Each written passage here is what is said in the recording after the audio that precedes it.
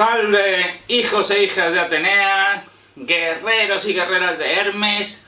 Hoy os venimos a hablar del andaluz y su relación con la situación lingüística no solo de España, sino de América. En el vídeo de hoy por fin vas a entender por qué decir que el andaluz es un castellano mal hablado es una soberana tontería.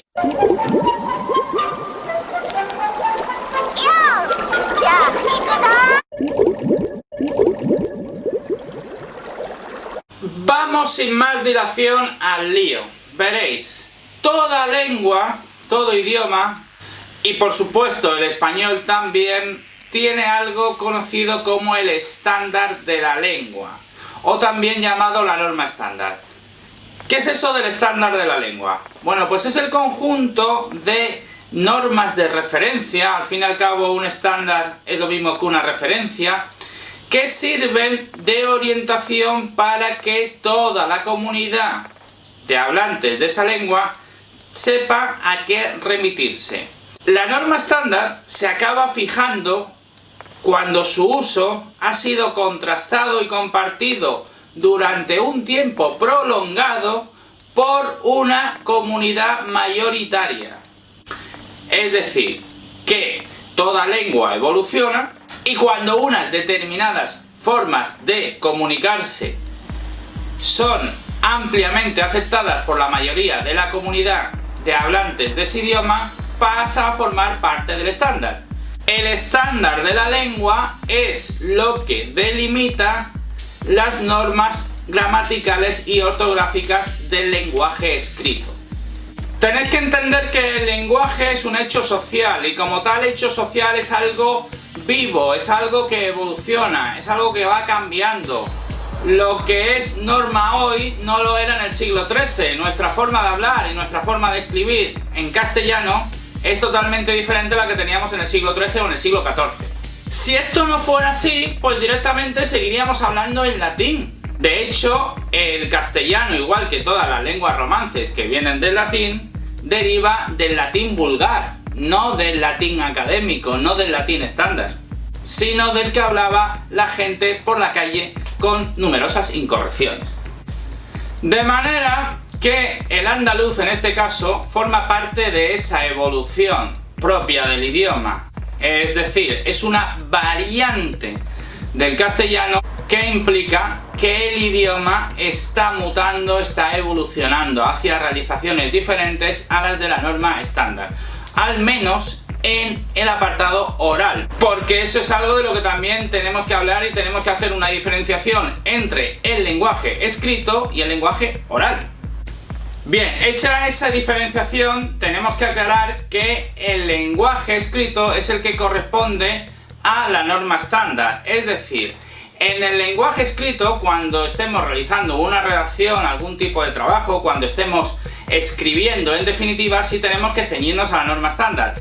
En este caso, si estuviéramos escribiendo castellano en andaluz o en cualquier otra variante geográfica, pues no estaríamos ciñéndonos a la norma estándar.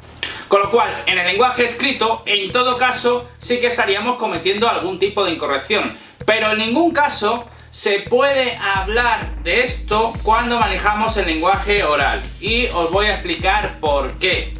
El motivo es el siguiente: no hay absolutamente ningún hablante, ninguno, que se mantenga dentro de la norma estándar el 100% del tiempo cuando está desarrollando su lenguaje oral. Ninguno.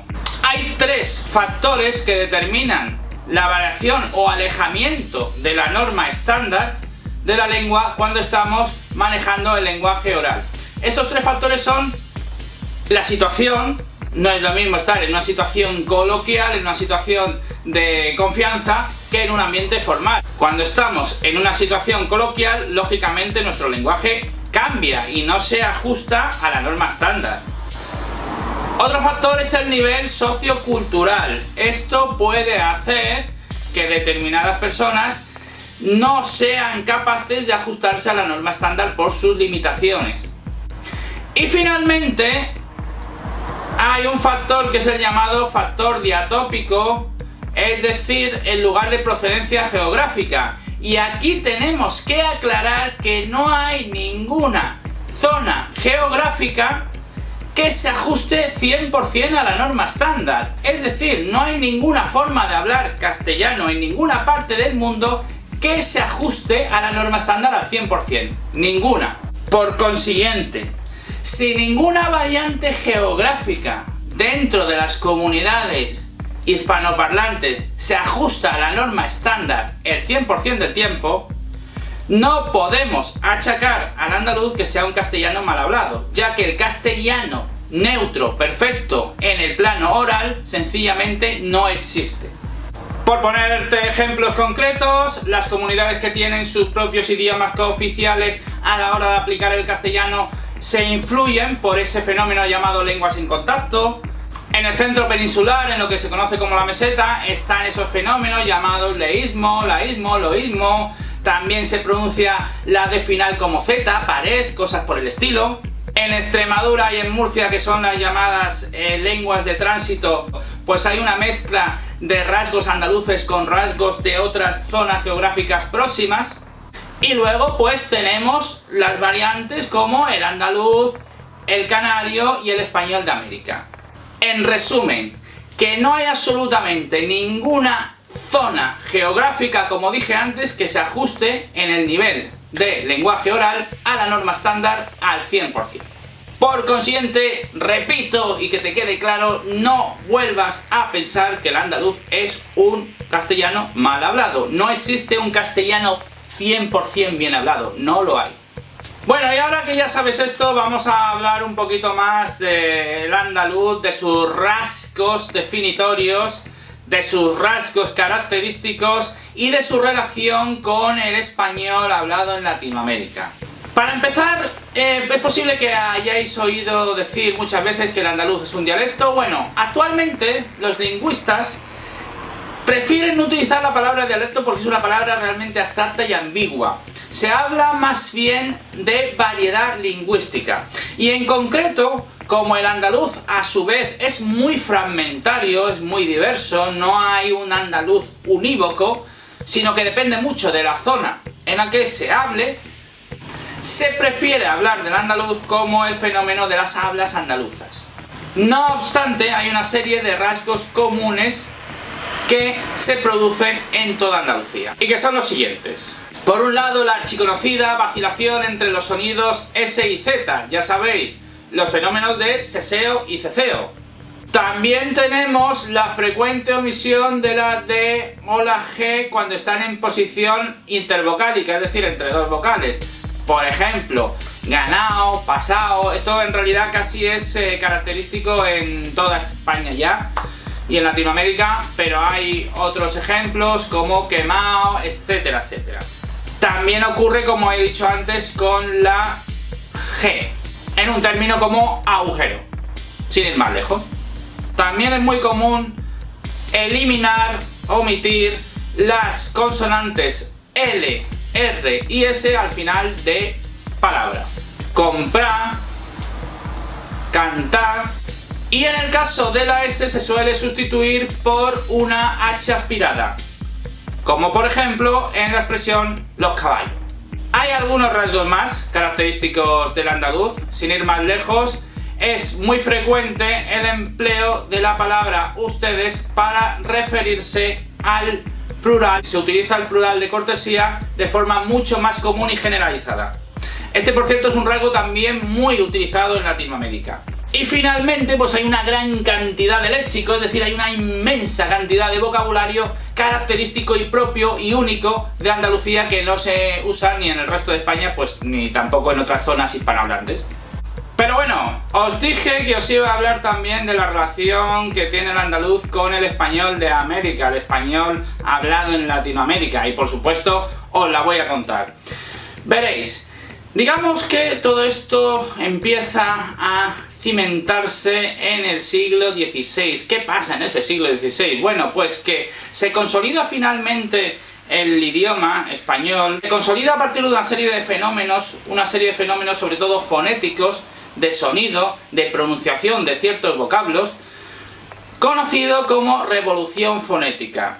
Y ahí es cuando se producen dos grandes formas de articular el español, que recibieron sendos nombres: la norma toledana y la norma sevillana.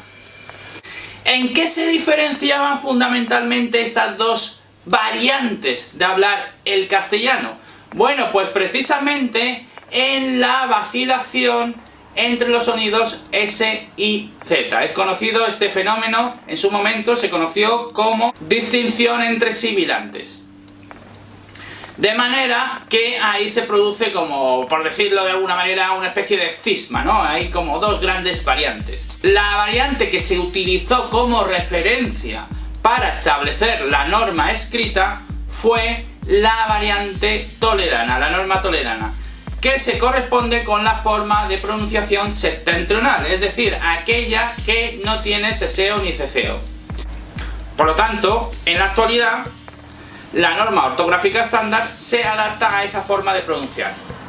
Pero fijaos, ocurrió algo muy curioso. En esa misma etapa, las expediciones hacia el continente americano pues empiezan a desarrollarse a una velocidad vertiginosa, como todos sabéis.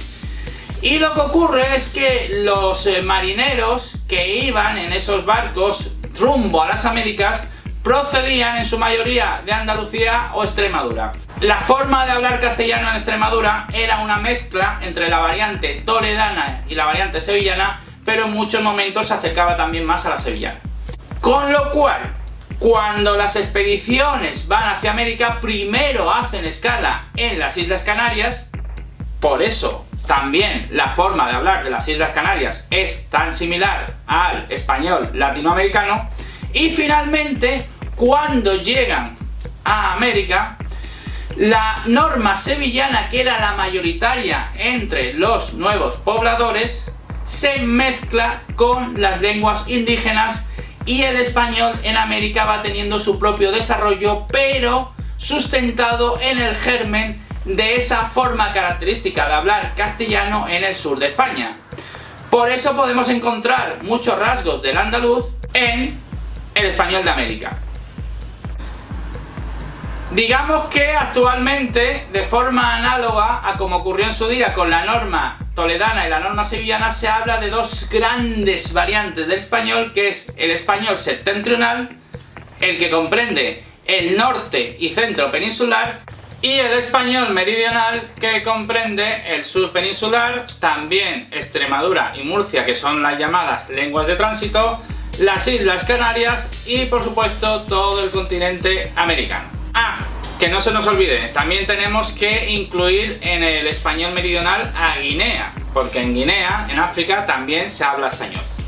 Bueno, por supuesto, estas dos variantes, el español septentrional y el español meridional, a su vez tienen sus respectivas subvariantes, de las cuales ya hemos hablado.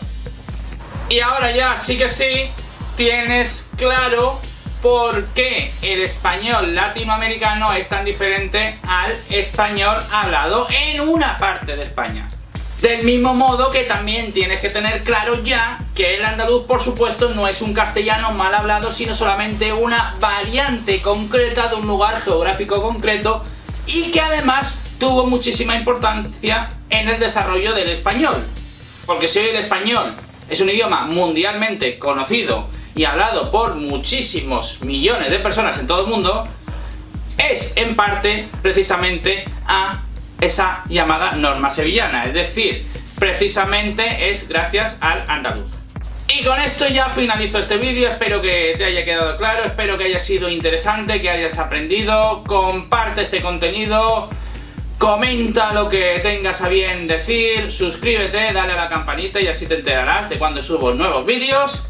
Y nos vemos muy pronto en nuevos vídeos de este vuestro canal, Juanma te lo cuenta. ¡Chao!